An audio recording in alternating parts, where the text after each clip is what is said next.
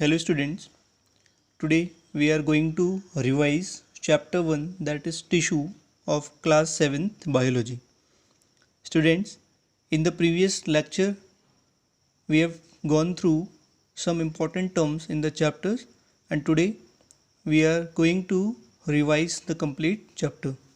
So basically in this chapter we have to discuss about plant tissue and animal tissue. Now students, you can see what tissue is. Tissue is group of similar cells performing a common function. Now basically we will start from plant tissue. Plant tissue, you can see here flow chart. It is divided into two types, that is meristematic tissue and permanent tissue. Further, this meristematic tissue, it is divided into apical, intercalary and lateral. Again, the permanent tissue, it is divided into simple permanent tissue and complex permanent tissue. Now this simple permanent tissue, it is further having subtypes. First is parenchyma, collenchyma and sclerenchyma. Complex permanent tissue, it is of two types, that is xylem and phloem. Now students, one by one we are going to discuss these. Meristematic tissue. Now see, this meristematic tissue, they are having cells which divides continuously. Now again, its subtypes, that first is apical meristem. It is responsible for growth of root and stem in height, that is length. Intercalary meristem, it is responsible for growth of leaves and internodes in plants. Lateral meristem, it increases the girth of the plant. Girth means this width. Now students, we will revise permanent tissue.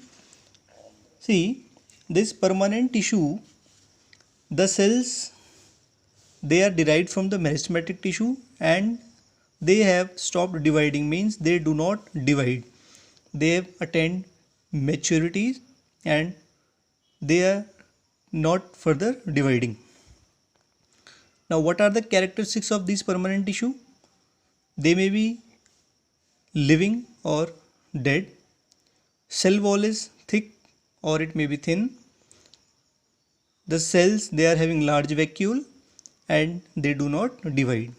Now permanent tissue, it is divided into simple tissue, complex tissue and one special tissue.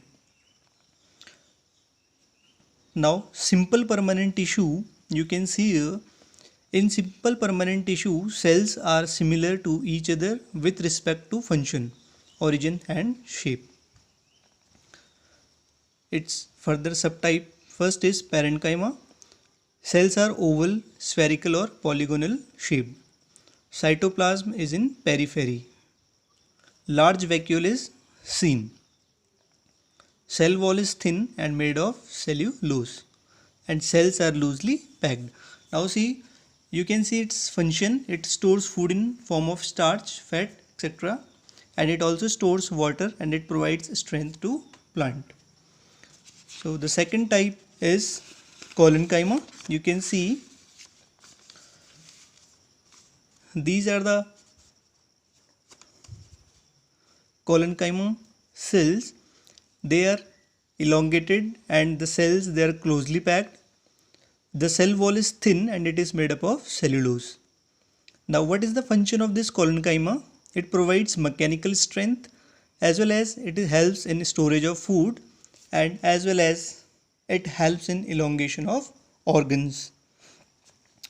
Third is sclerenchyma.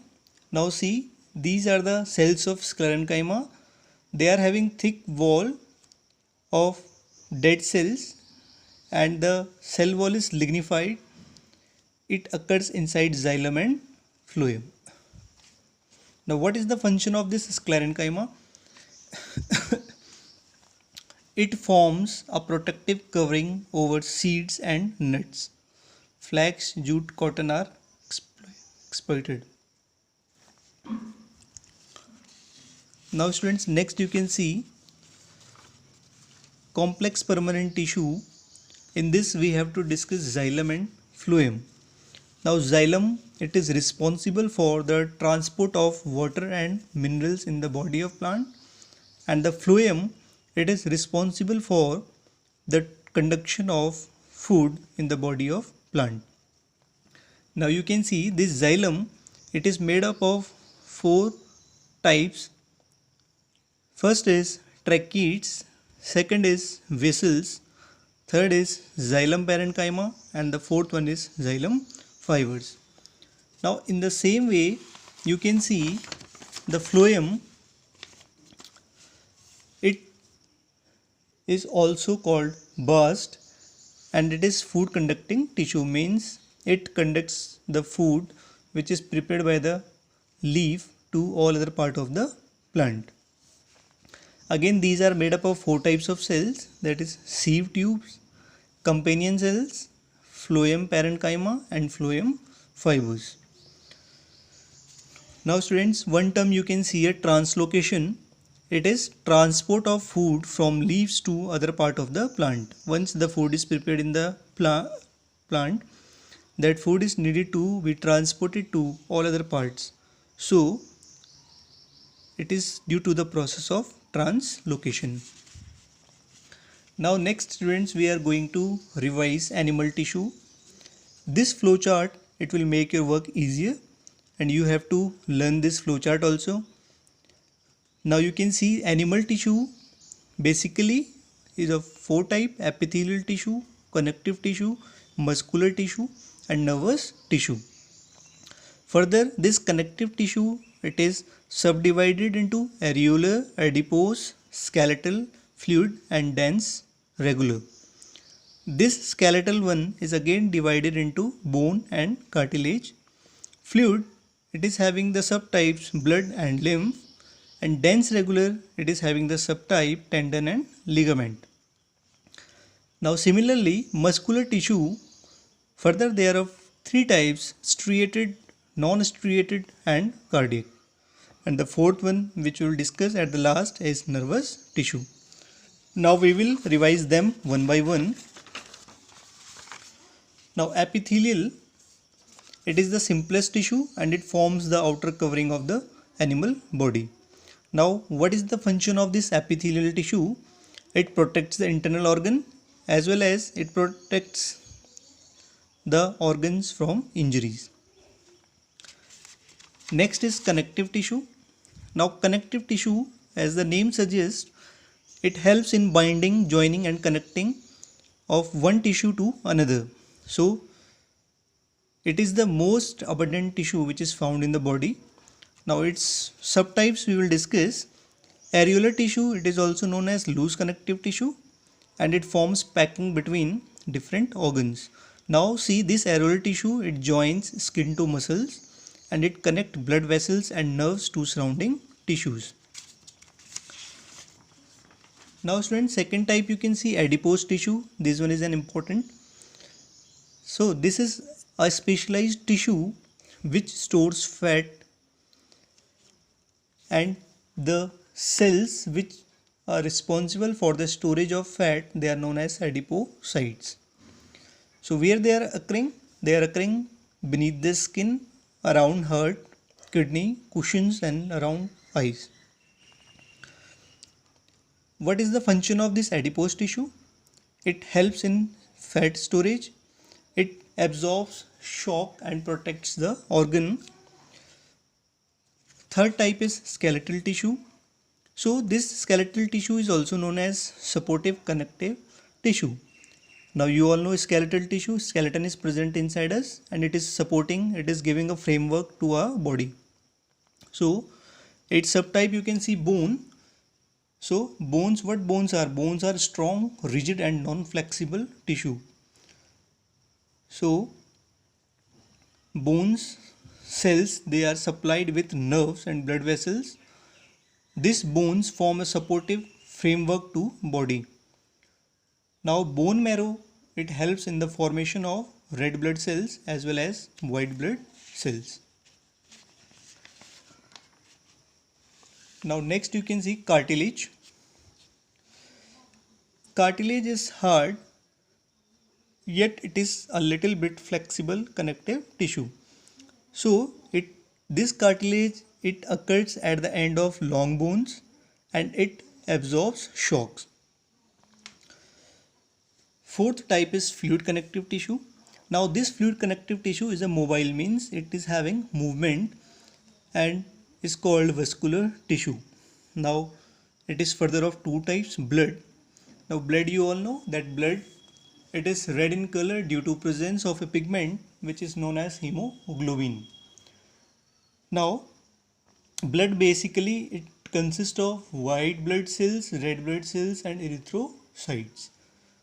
Now what is the function of blood? This blood, it helps in transportation of substances, as well as the blood, it helps in production of antibodies. The blood, it helps in clotting of blood and maintenance of body temperature.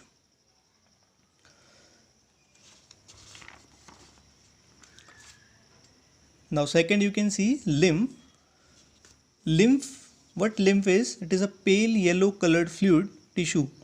So it is not having erythrocyte, that is RBC, and blood platelets. It is devoid of erythrocytes and blood platelets. So what is the function of lymph? Lymph, it carries secretion and materials and it traps microbes and destroy them. So it is also protecting our body from microorganisms. Now dense regular tissue, they are having closely packed cells and elastic fibers. Basically they are of two types. One is the tendon and the other is ligament. So tendon is actually white fibrous tissue. It is made up of collagen and it helps in joining of muscle with bone. Again, this tendon and ligament, it is very important. Ligament, these are strong and flexible tissue, and ligament, it joins two bones at the joint. So suppose these are the two bones and here it is this ligament due to which it is joined. Next, students, you can see we are moving to muscular tissue. So muscular tissue, it consists of elongated cells which are known as muscle fibers. So contractile proteins are held together inside these muscle cells, which contracts and relax and which causes the movement of cells. So contractile element, which is known as myofibril. So muscles, you all know that muscles are responsible for locomotion of organisms, movement of limbs, beating of heart, etc. Muscles are necessary for movement of body. Now three main types of muscles you can see: striated muscles, non-striated muscles and cardiac muscles. This striated muscles, it is also known as voluntary muscles. Non-striated muscles, it is also known as involuntary muscles. One by one we will revise them. You can see striated, you can see the diagram. They have striation of light band and dark band. This one is the light band, this one is the dark band. That's why they are known as striated muscles. So they are making about 80% of total mass of soft tissues in vertebrates, means the organisms which are having backbone. So why they are known as voluntary muscles? Because their action is under our control. Now what they helps in? They helps in locomotion on organisms, they helps in movement of limbs, they helps in inhalation and exhalation, they helps in blinking of eyes, and all the voluntary actions and movement of body, they are done by this striated muscles. Non-striated muscles, as you can see here, this is the diagram. Here no striation is present. They are also known as involuntary muscles because they are not under our control. So these muscles, they may remain contracted for a long time without being tired. So where they can occur? They can occur in the walls of alimentary canal, they can occur in the blood vessels, they can occur in urinary bladder and many other parts. Now what is the function? They helps in movement of food through esophagus, that is food pipe. They helps in removal of urine from bladder and they helps in focusing of object and adjustment of light entering the eyes. So their third type is cardiac muscles.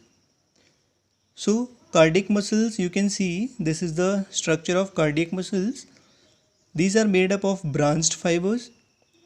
So each fiber, it is surrounded by sarcolemma. So these are the fibers and it is surrounded by sarcolemma. So cardiac muscles, they are involuntary muscles having striations. Now see, these muscles, the action of these muscles, it is not under our control, but they are also having striations, means light band and dark band. They are present in the walls of heart, and without getting tired they work continuously throughout the life. So their main function is to pump blood in and out of the heart. So the last topic which we are going to revise is nervous tissue. You can see here it is the structure of neuron, and this nervous tissue, it consists of neuron cells. These neuron cells, they helps in transmitting of signals. Where they are found in brain, spinal cord and sense organs. So these neurons or nerve cell is the longest cell which is in the body. It is made up of three parts. One is cytone, which is also known as cell body. Dendrites, these are small branch which arises out of the cytone, and these branches only, they helps in transmission of impulse. Axon, these axon, they are the long and uniformly thick cylindrical projections. They transmit impulse away from the cell body.